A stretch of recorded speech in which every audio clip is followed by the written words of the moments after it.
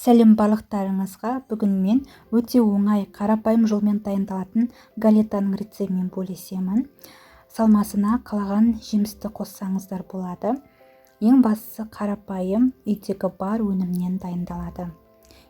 Ұн салынған ыдысымызға бөлме температурасындағы сары майды салып араластырамыз. Салқын суды аз бөліктен құйып, жұмсақ қамыр илейміз. Келесі енді дайын болған қамырды жайып шығамыз. Қамырымызды жазып болғаннан кейін бөлек ыдысқа кукурузды крахмал мен шекерімізді салып араластырамыз. Осыны қамырдың үстіне жайып шығамыз. Енді салмасын дайындаймыз. Мен салмасына алманы пайдаландым. Алманы жақсылап жуып, оны ортасынан бөліп, жіңішке етіп турап шығамын.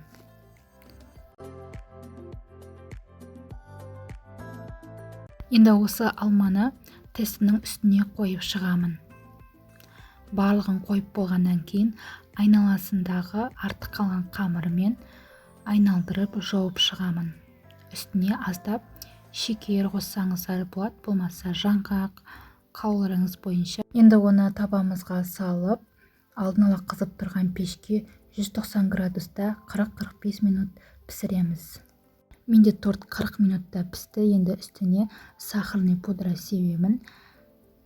Суығаннан кейін кесіп ұсынсаңыздар болады. Торт сондай дәмді болып шықты. Сіздер де жасап көріңіздер.